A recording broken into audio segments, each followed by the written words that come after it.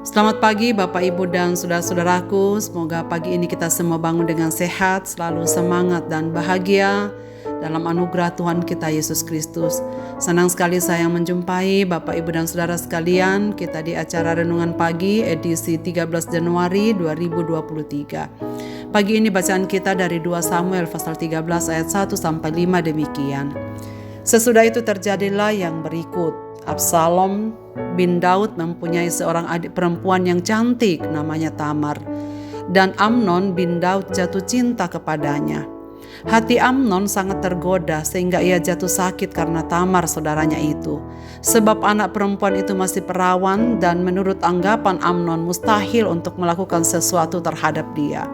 Amnon mempunyai seorang sahabat bernama Yonadab, anak Simea, kakak Daud. Yonadab ini seorang yang sangat cerdik. Katanya kepada Amnon, "Hai anak raja, mengapa engkau demikian merana setiap pagi?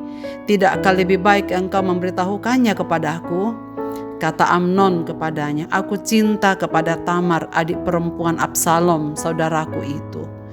Lalu berkatalah Yonadab kepadanya, "Berbaringlah di tempat tidurmu dan berpura-puralah sakit. Apabila ayahmu datang menengok engkau, maka haruslah engkau berkata kepadanya, 'Izinkanlah adikku Tamar datang memberi aku makan.' Apabila ia menyediakan makanan di depan mataku sehingga aku dapat melihatnya, maka aku akan memakannya dari tangannya." Demikian saudara sekalian pembacaan kita pagi ini. Kasus ini sebenarnya sampai di ayat 22. Silahkan membacanya sampai keseluruhan narasi dari pasal 13 agar kita dapat mengerti keseluruhan ceritanya. Saudara-saudaraku, tidak mudah memang untuk melupakan kesalahan dan kejahatan yang dilakukan orang lain, apalagi kalau itu menyangkut harga diri. Seperti yang telah kita bahas kemarin, Tuhan memulihkan Daud sekaligus menghukum dia. Inilah bedanya ketika Tuhan menghukum orang fasik dengan menghukum anak-anaknya sendiri. Dalam Ibrani pasal 12 ayat 6 dikatakan bahwa Tuhan menghajar orang yang dikasihinya.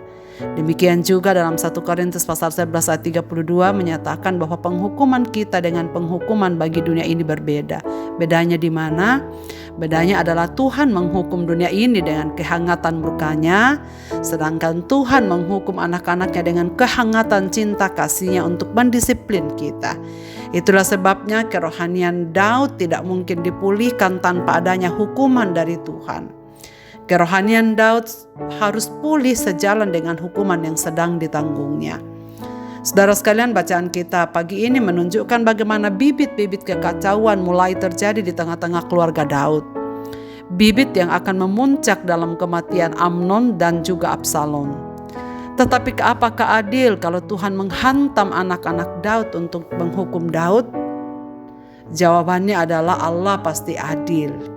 Faktanya adalah bahwa Amnon dan Absalom memang pantas diberikan hukuman mati karena kefasikan mereka.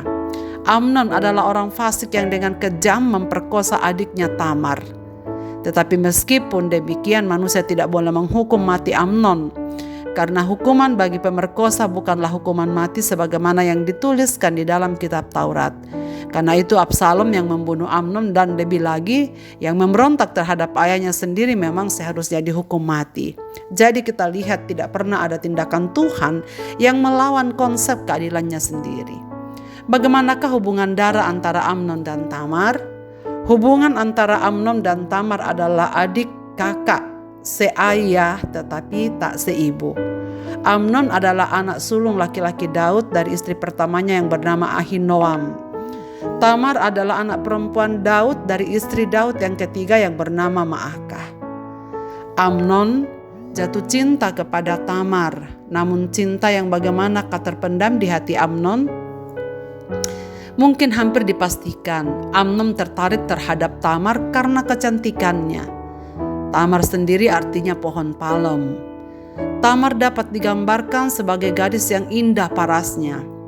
Amnon tertarik kemolekan luarnya. Bukanlah cinta sejati.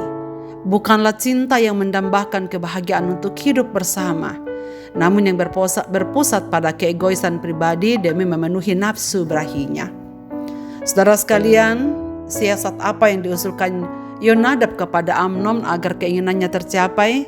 Saudara, Yonadab adalah sebenarnya sepupu dari Amnon sendiri. Karena Daud dan Simei adik kakak, berarti mereka adalah Yonadab dan Amnon ini adalah sepupu. Saudara sekalian, sebagaimana seorang perawan memang Tamar sangat dilindungi. Apalagi sebagai seorang anak raja, ia mungkin selalu harus dikawal kemanapun ia pergi.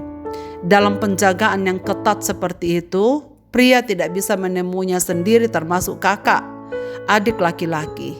Yonadab mengusulkan strategi agar Amnon pura-pura sakit, agar adiknya menjenguk dia sambil membawakan sesuatu bagi dirinya. Amnon sadar bahwa kesempatan untuk menjalin hubungan intim dengan adiknya adalah sesuatu yang mustahil terpenuhi. Itulah sebabnya usulan dari Yonadab masuk akal dan kemudian ia terima dengan baik. Saudara sekalian, persoalannya adalah benar setelah Amnon melakukan tindakan tidak terpuji, memperkosa adiknya sendiri, timbullah kebencian yang dalam. Setelah melampiaskan nafsunya, Amnon justru membenci Tamar lebih besar daripada cinta yang dirasakan sebelumnya. Amnon sungguh melampiaskan nafsunya kepada Tamar dengan cara memperkosanya. Saudara sekalian, cinta yang egois dan penuh nafsu yang tak terkendalikan telah menghancurkan harga diri dan telah melecehkan pribadi seorang putri raja. Akibatnya cinta Amnon yang dangkal itu telah meninggalkan kebencian yang mendalam, baik terhadap dirinya sendiri maupun terhadap Tamar. Saudara-saudaraku, kebencian yang mendalam. Absalom mulai merencanakan pembunuhan atas Amnon. Absalom setelah mengetahui apa yang dilakukan terhadap adiknya Tamar. Absalom dengan Tamar itu adalah seayah dan seibu. Perencanaan ini disusun dengan rapi hingga suatu ketika Amnon akhirnya hadir dalam pertemuan yang digagas oleh Absalom dan direstui oleh ayahnya sendiri, dan di sanalah ia melaksanakan pembunuhan terhadap Amnon. Saudara-saudaraku yang dikasihi Tuhan, apakah yang kita pelajari dari kasus yang tragis ini? Yang pertama, nasihat dan pelajaran yang sungguh berharga supaya setiap keluarga menghormati kekudusan perkawinan yang sakral Tuhan buat. Tuhan ingin hidup kudus dalam pernikahan. Salah satu sebab ketidaktentraman Daud adalah karena ia memiliki banyak istri. Sekalipun Tuhan mengampuni, tapi akibat dosa menodai perkawinan sangat pahit karena berdampak kepada anak-anak. Saudara, marilah kita saling menjaga. Bagaimana memang Tuhan menghendaki agar Daud memelihara kehidupan pernikahannya, tetapi di sini Daud gagal. Dan kita melihat bagaimana Tuhan menghukumnya dengan membiarkan anak-anaknya saling bermusuhan satu dengan yang lain. Yang kedua, saudara sekalian, berdoalah minta pimpinan Tuhan yang jelas sebelum melangkah. Jangan pernah sekalipun memberikan kesempatan untuk berbuat. Iblis bekerja. Iblis tahu kelemahan kita sebagai manusia, maka jangan beri kesempatan iblis untuk bekerja. Ingatlah firman Tuhan, jangan mengingini apapun di luar dari kepemilikan kita sendiri. Jangan mencuri, jangan berdusta dan lain sebagainya, sebagaimana yang sudah tertuang di dalam 10 hukum. Saudara sekalian, itu sebabnya setiap minggu kita bacakan agar otak kita selalu diperbaharui, memori kita selalu diperbaharui oleh hukum-hukum itu agar dapat memandu perjalanan kita sepanjang minggu itu. Saudara sekalian, pertikaian antara keluarga secepatnya harus diselesaikan dengan tegas. Kemarahan sebagai orang tua tidak cukup untuk menghukum anak-anak yang bertikai. Bantulah anak-anak untuk menyelesaikan persoalannya agar tidak ada duri dalam hubungan antar anggota keluarga. Keluarga Daud menjadi contoh bagi kita. Tidak ada yang ditutupi bahwa Tuhan akan menghukum dengan keras dosa-dosa yang dilakukan di hadapan Tuhan, tetapi juga memberi pengampunan dengan limpah. Kiranya pagi ini kita berkaca kepada kehidupan keluarga Daud sebagai orang tua juga sebagai anak-anak, supaya kita belajar menghormati Tuhan dalam segala hal yang terjadi dalam kehidupan kita. Marilah kita berdoa. Bapa di sorga, terima kasih banyak untuk firman-Mu pada pagi ini. Dengan tegas dan dengan lugas firman-Mu mencatatkan segala kekuatan dan kelebihan Daud, serta kelemahan-kelemahannya agar kami mempelajarinya. Dan pagi ini kami belajar supaya Tuhan menolong kami menghormati kekudusan lembaga pernikahan yang Tuhan buat antar kami.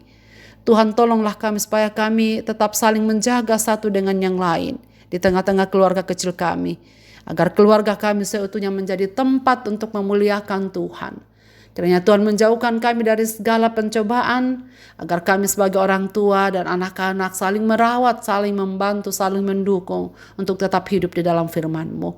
Berkatilah segenap pendengar renungan pagi pada pagi ini dimanapun mereka berada dan dimanapun, serta segala sesuatu yang terjadi atas hidup mereka, biarlah kami selalu merasakan pertolongan dan penyertaan Tuhan. Ke dalam tangan kasih-Mu Bapa, kami serahkan hidup kami sepanjang hari ini.